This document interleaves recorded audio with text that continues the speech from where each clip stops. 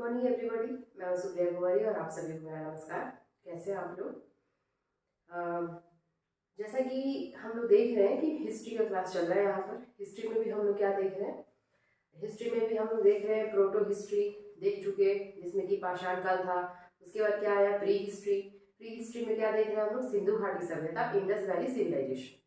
तो देखिए, सिंधु घाटी सभ्यता के बारे में हम लोग सिंधु घाटी सभ्यता का बेसिक इन्फॉर्मेशन ले लिए, साथ ही साथ इसके जो प्रमुख स्थल हैं वो जान गए, कौन कौन से मुख्य स्थल जो जिसके बारे में हमको जानना है। उसमें एक सबसे महत्वपूर्ण स्थल था हड़प्पा, जिसको कि सबसे पहले खोजा गया था, है ना, 1921 में दयाराम साहनी द्वारा। तो हड़प्पा के बारे में भी लास्ट वीडियो में देखा जा चुका है। अब सिंधु घाटी सभ्यता का दूसरा सबसे महत्वपूर्ण शहर है आपका मोहनजोदड़ो। ठीक है, दूसरा सबसे महत्वपूर्ण शहर मोहनजोदड़ो। तो देखिए, मोहनजोदड़ो जो स्थान है ये कहाँ खोजा गया, ये किसके द्वारा खोजा गया, सबसे पहले ये देखते हैं। तो ये 1922 में राखलदास बनर्जी के द्वारा खोजा गया। ठीक है, ये खोजा गया 1922 में राखलदास बनर्जी के द्वारा। कहाँ खोजा गया, ये भी पाकिस्तान में है। हड़प्पा भी पाकिस्तान में था, ये भी पाकिस्तान में। हड़प्पा रावी नदी के किनारे था, ये सिंधु नदी के किनारे है। हड़प्पा जो है आपका पाकिस्तान के पंजाब प्रांत के माउंट गोमरी जिला में था, और ये कहाँ है, पाकिस्तान के लरकाना जिले में। ठीक है, तो इसके बारे में ये तीन इंफॉर्मेशन हो गई, किसने खोजा, कब खोजा, किस नदी के तट पर है और कहाँ पर स्थित है। ठीक है, तो देखिए ये इसका खोजकर्ता कौन है, खोजकर्ता किसने खोजा, 1922 में राखलदास बनर्जी, राखलदास बनर्जी के द्वारा इसको खोजा गया। राखलदास बनर्जी कहाँ पर है, ये इसका स्थान क्या है, ये कहाँ खोजा गया है, तो पाकिस्तान के लरकाना जिले में इसको खोजा गया। ये स्थित कहाँ है, पाकिस्तान के लरकाना जिला। किस नदी के किनारे, किस नदी के किनारे, तो मोहनजोदड़ो है आपका सिंधु नदी के किनारे, सिंधु नदी के किनारे। ठीक है, अब देखिए मोहनजोदड़ो जो है ना, मोहनजोदड़ो को मृतकों का टीला कहा जाता है। मोहनजोदड़ो जो शहर है उसको मृतकों का टीला या फिर प्रेतों का टीला कहा जाता है ना। ऐसा क्यों कहा जाता है, क्योंकि यहाँ से लाशों का ढेर मिला है, और ये लाश जो मिले हैं ना वो छत बिछत स्थिति में, मतलब जो कंकाल मिले हैं वो छत बिछत स्थिति में। कहने का मतलब किसी का हाथ है तो पैर नहीं, किसी का सर कटा हुआ है, किसी का पैर कटा हुआ है, यानी कि बहुत अजीब स्थिति में लाश मिले। और इसका ढेर मतलब ऐसा लग रहा है कि मार काट हुआ होगा, युद्ध हुआ होगा, और मार काट के जैसे कैसे युद्ध होता है तो किसी का कुछ कटा, किसी का कुछ कटा, वही ढक गया, कंकाल बन गया, है ना। तो लाशों का ढेर मिला है यहाँ से, है ना। लाशों का ढेर मिलने की वजह से इसको क्या कहते हैं, मृतकों का टीला कहा जाता है।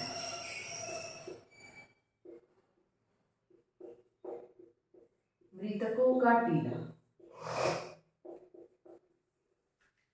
मोहनजोदड़ो को कहा जाता है। ठीक है, अब देखिए मोहनजोदड़ो जो है ना, मोहनजोदड़ो हड़प्पा से कितना दूर है, हड़प्पा से इसकी दूरी, मोहनजोदड़ो और हड़प्पा के बीच, हड़प्पा से इसकी दूरी लगभग 482 किलोमीटर है। इसीलिए मतलब हड़प्पा के ये पास में ही है, इसीलिए मोहनजोदड़ो और हड़प्पा दोनों को क्या कहा जाता है, सिंधु सभ्यता की जुड़वा राजधानी। सिंधु सभ्यता की जुड़वा राजधानी कौन है, हड़प्पा और मोहनजोदड़ो। इसकी दूरी हड़प्पा से 482 किलोमीटर। ठीक है, अब देखिए, अब हम लोग जब पढ़ेंगे ना, जब शहर पढ़ लेंगे, शहर पढ़ने के बाद फिर सिंधु सभ्यता में चलेंगे, उसकी विशेषताएं देखेंगे। तो सिंधु सभ्यता बहुत विकसित था, ये नगरीय सभ्यता थी, और यहाँ पर जो घर थे ना, जैसे घर कैसे थे, दुर्ग थे, है ना। दुर्ग समझते हैं ना आप लोग, बाउंड्री वाल, बड़े बड़े बाउंड्री वाल।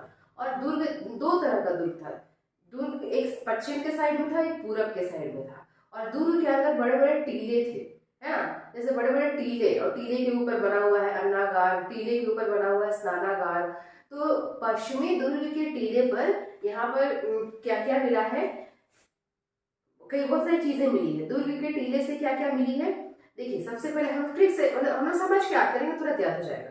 दुर्ग के टीले से हम लोगों को क्या क्या मिला है यहाँ पर, तो दुर्ग के टीले से मिला है पुरोहित आवास, है ना, पुरोहित आवास मिला है, पुरोहित के रहने का घर। उसके बाद क्या मिला है, पुरोहित आवास मिलने के बाद देखिए पुरोहित जी क्या किए, अपने आवास से निकले, पुरोहित जी अपने आवास से निकले। आवास से निकलकर वो कहाँ गए? स्नानागार में गए। स्नानागार में क्या किए? स्नान किए, है ना।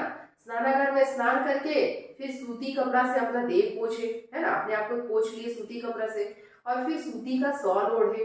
ठीक है, सूती का शॉल ओढ़े, सूती से बने, कपास से बने शॉल ओढ़े।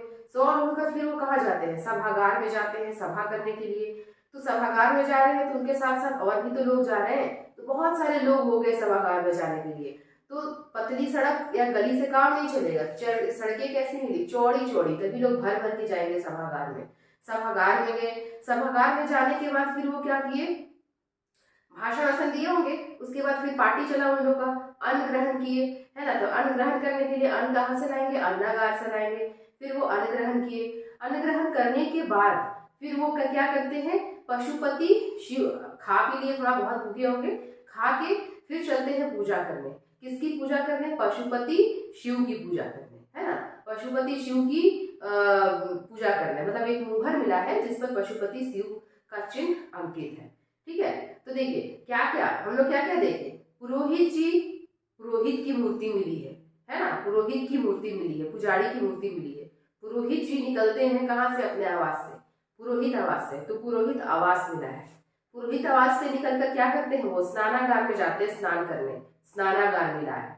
स्नानागार में स्नान करके क्या करते हैं? वो सूती कपड़े से अपना शरीर को पोंछते हैं, तो सूती कपड़ा मिला है।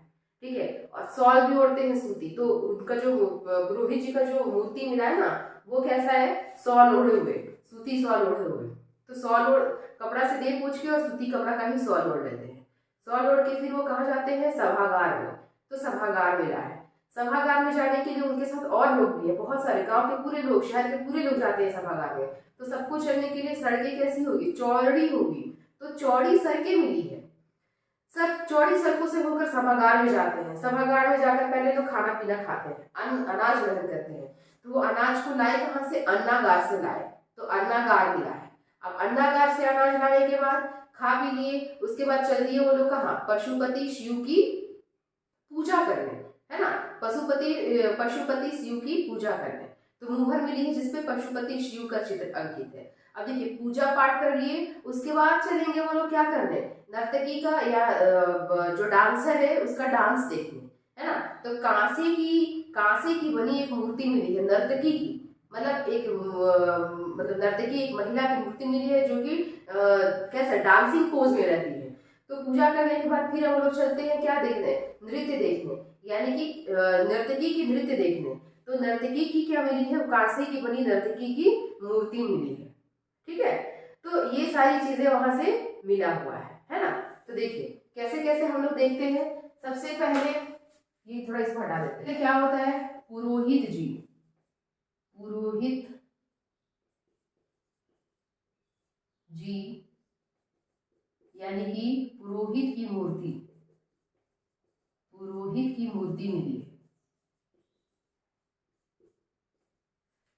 कहां से निकलते हैं? अपने आवास से निकलते हैं। किससे? पुरोहित आवास से, पुरोहित आवास से निकलते हैं। निकलकर कहाँ जा रहे हैं?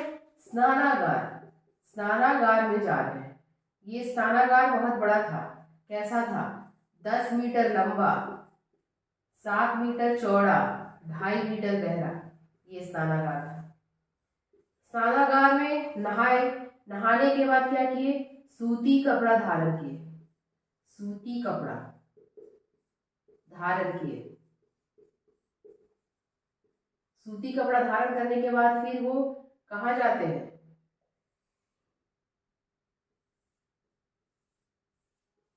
चौड़ी सड़क से होते हुए, यानी चौड़ी सड़कें मिली, चौड़ी सड़क से होते हुए, चौड़ी सड़क से होते हुए, यानी कि चौड़ी सड़क मिली है। चौड़ी सड़क से होते हुए वो कहाँ जाते हैं? सभागार में जाते हैं, सभागार, सभागार में जाते हैं। कहाँ? किस लिए? सभा करने, सभागार में जाते हैं सभा करने। सभा करते हैं, सभा करते करते भूख लग जाती है सबको, तो फिर बोला जाता है कि अन्नागार से अनाज ले आओ, पार्टी चलेगा। यानी कि अन्नागार, अन्नागार में क्या रहता है? अनाज, पार्टी चला। खा पी लिए ये लोग, पेट भर गया, तब ना पूजा में मन लगेगा। फिर ये कहाँ चले? पशुपति शिव की पूजा करने। पशुपति शिव की पूजा करने। पशुपति शिव कहाँ से मिले हैं? मुहर मिली है, मुहर पर अंकित है। सेलखड़ी का मुहर होता था, समझिए कि इसका सेलखड़ी किसको कहते हैं? चूना पत्थर को। मुहर पर अंकित है। पशुपति शिव कहाँ अंकित है? मुहर पर। कैसे थे पशुपति शिव? 3 मुख वाले थे, त्रिमुखी, 3 मुख वाले थे, है ना। ऐसे पशुपति शिव 3 मुख वाले थे, और 3 मुख वाले थे। उसके साथ साथ इनका 3 मुख के साथ क्या क्या था? देखिए, त्रिमुखी थे ये, 3 मुख के साथ साथ योग मुद्रा में ये बैठे हुए थे। ये अपना बैठे हुए हैं 3 मुख वाले पशुपति शिव। अब यहाँ पर देखते हैं योग मुद्रा में ये बैठे हुए हैं, और इनके पास क्या क्या है? इनके चारों तरफ जानवर भी है। कौन कौन सा? ऐसे याद रखेंगे, ERTB, है ना, ERTB। बाएं तरफ क्या था? एलिफेंट, हाथी, और एक हाथी और एक राइनोसोरस, गैंडा, बाईं तरफ। और दाईं तरफ क्या था? एक बाघ और ERTB, एक बाघ था, और एक कैसा था? एक क्या था? भैंस था या भैंसा था। और नीचे तरफ 3 हिरन, नीचे तरफ 3 हिरन मिले हैं। तो ये जो अंकित था ना आपका मुहर पर ये जो चीजें अंकित थी, उसमें यही दिखाया गया है। क्या दिखाया गया है? पशुपति शिव है, उनका 3 मुख है, त्रिमुखी है, योग मुद्रा में बैठे हुए हैं। उनकी बाईं तरफ क्या है? इनके बाईं तरफ क्या है? हाथी और ERTB, हाथी और राइनोसोरस, गैंडा है। और दाहिने तरफ क्या है? दाहिने तरफ इनका टाइगर है, बाघ है, और भैंस है ना। साथ में नीचे में क्या है? 3 हिरन है। ठीक है। अब देखिए, अब ये लोग क्या कर लिए? पूजा कर लिए। फिर पूजा करने के बाद अब क्या करते हैं ये लोग चलते हैं नर्तकी, कांसे की बनी नर्तकी का डांस देखने। कांसे की नर्तकी की मूर्ति मिली है।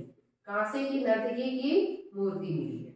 ठीक है, कांसे की नर्तकी की मूर्ति मिली। चलते हैं वो लोग कांसे की नर्तकी का डांस देखते हैं, है ना। डांस देख लेते हैं। उसके बाद वहीं पे जहाँ डांस देखे ना, वहीं पे तांबे का ढेर था।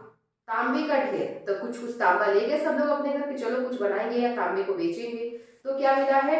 तांबे का ढेर मिला है। तांबे का ढेर मिला है। ठीक है। अब देखिए, तांबे का ढेर मिल गया वो लोग को। उसके साथ साथ फिर थोड़ा आगे बढ़े वो लोग, तो क्या देखे कि एक चांदी का बर्तन है ना, चांदी का बर्तन मिला, और उसमें क्या था? उसके अंदर लाल रंग से रंगा हुआ सूती कपड़ा। ठीक है, तांबे का ढेर मिल गया। इसमें थोड़ा आगे बढ़ते हैं तो चांदी का बर्तन मिलता है, और उसी में लाल रंग से रंगा हुआ सूती कपड़ा मिला है ना। तो क्या मिला है? चांदी के बर्तन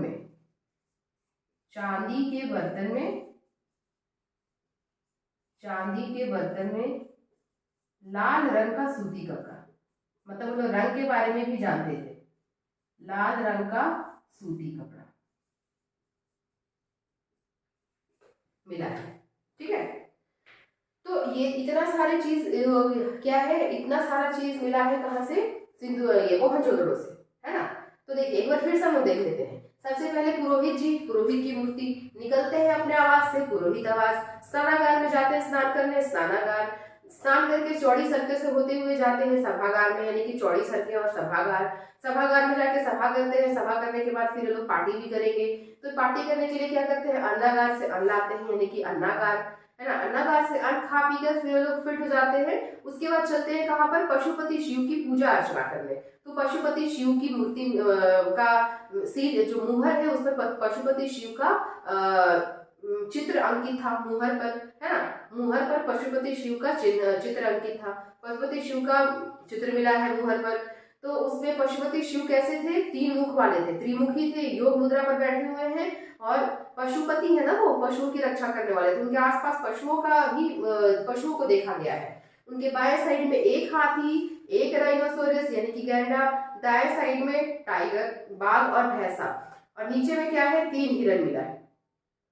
उनके नीचे में पशुपति शिव की पूजा करने के बाद फिर क्या करते हैं ये लोग, चलते हैं कांसे की नर्तकी का क्या करने, डांस देखने। यानी कांसे की नर्तकी की मूर्ति मिली है। अब डांस देख लिए, देख के अपने अपने घर जा रहे थे ये लोग, तो जैसे ही रास्ते में जाते हैं देखते हैं तांबे का बड़ा सा ढेर मिल गया, यानी तांबे का ढेर मिला है। फिर थोड़ा आगे बढ़ते हैं, देखते हैं चांदी का बर्तन है। खोल के देखते हैं कि क्या है भाई, इसके अंदर लाल रंग से रंगा हुआ सूती का कपड़ा है। तो चांदी के बर्तन में बंद क्या मिला है, लाल रंग का सूती कपड़ा। बस इतने ही चीज मिले मोहनजोदड़ो से। देखिए कैसे याद हो गया तुम्हें, स्टोरी से, है ना। स्टोरी समझ के याद करेंगे, ऐसे रटना नहीं पड़ेगा कहाँ से क्या मिला, कहाँ से क्या नहीं मिला, ठीक है।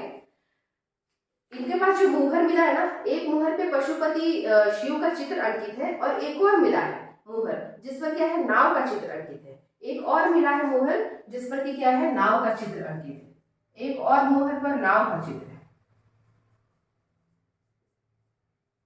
ठीक है। तो इतनी सारी चीजें मिली है कहां से, मोहनजोदड़ो से, है ना। उम्मीद करते हैं समझ में आ गया होगा आपको। देख लीजिए आप, चाहे तो स्क्रीनशॉट लीजिए, या तो आप बेहतर रहेगा कि कॉपी पेन लेकर पढ़ने बैठे, साथ साथ नोट डाउन करते रहिए, है ना। समझ लीजिए, समझ के फिर नोट डाउन कर लीजिए, या फिर स्क्रीनशॉट ले लीजिए। अब आप जब समझ ही गए हैं, फिर उसके बाद में आप बैठ के जब इसको रिमाइंड करेंगे अपने दिमाग में, तो सामने एक बार रहेगा तो उसको देख के एक बार रिमाइंड करके कॉपी में लिख लीजिए। बहुत सारा तरीका है ना।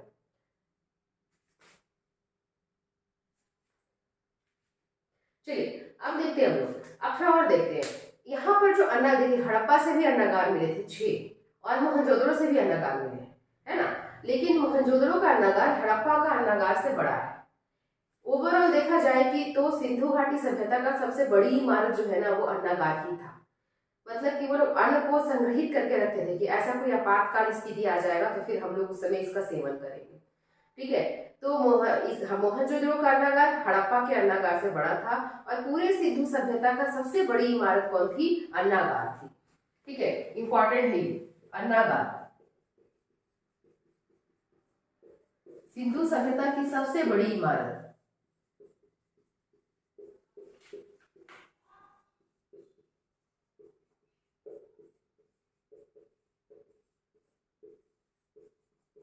सबसे बड़ी इमारत है ये। मोहनजोदड़ो का अन्नागार हड़प्पा से बड़ा है।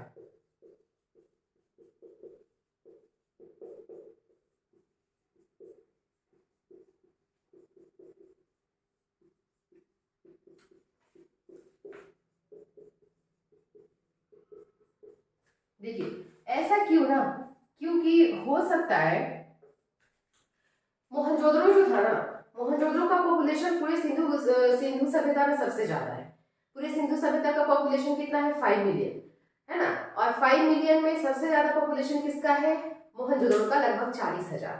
तो मोहनजोदड़ो में लोग ज्यादा थे, इसलिए हो सकता है कि वो जैसे ज्यादा लोग हैं तो उनके लिए ज्यादा फूड को रिजर्व करके रखना पड़ेगा ना, बचा के रखना पड़ेगा। इसीलिए हो सकता है मोहनजोदड़ो का जो अन्नागार है वो कहाँ से, हड़प्पा से बड़ा मिला होगा, ठीक है।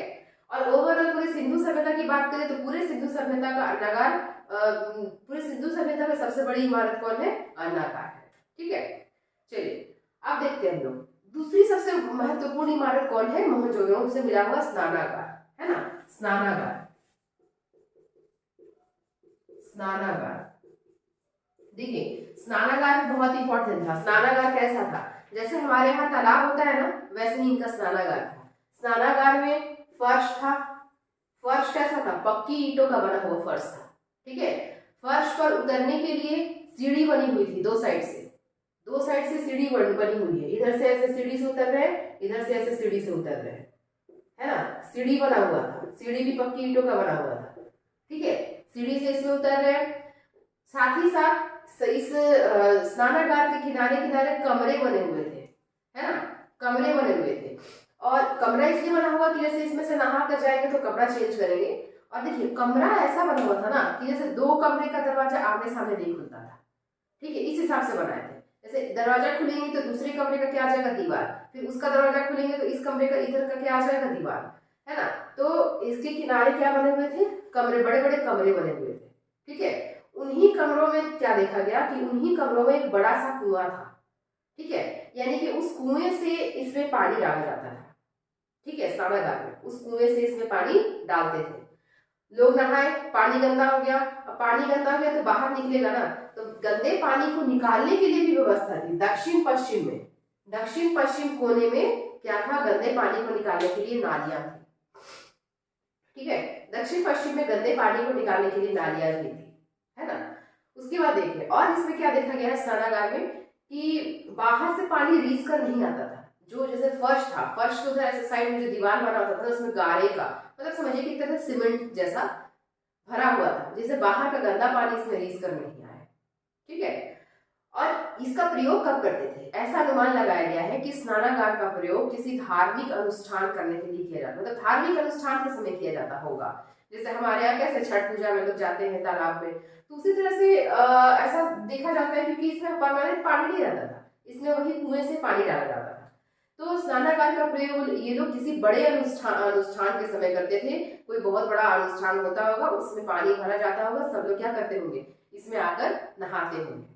ठीक है, तो ये भी बहुत इंपॉर्टेंट है मोहनजोदड़ो का या फिर कहिए कि सिंधु सभ्यता का एक बहुत इंपॉर्टेंट इमारत कौन है, स्नानागार। ठीक है, उसके बाद मोहनजोदड़ो में क्या मिला है, सभागार भी मिला है। सभागार में लोग एक जगह खड़े होकर क्या करते थे, सभा करते थे, है ना, जो कि आपको पहले हम बता चुके हैं। तो ये हो गया आपका अंडागार के बारे में इंफॉर्मेशन। फिर क्या हो गया आपको स्नानागार के बारे में इंफॉर्मेशन। ठीक है, तो यही सब था मोहनजोदड़ो से मिला हुआ। मोहनजोदड़ो के बारे में इतना ही आपको याद रखना है, एग्जाम में पूछेगा तो यहीं से पूछेगा। तांबे का ढेर कहाँ से है, मोहनजोदड़ो से। कांसे की नर्तकी कहाँ से मिली है, मोहनजोदड़ो से। पुरोहित की मूर्ति कहाँ से मिली है, मोहनजोदड़ो से, है ना। पुरोहित आवास कहाँ से मिला है, मोहनजोदड़ो से। ठीक है, श्रमिक आवास कहाँ से मिला है, हड़प्पा से। अन्नागार कहाँ से मिला है, दोनों जगह से, लेकिन मोहनजोदड़ो का अन्नागार हड़प्पा से बड़ा था।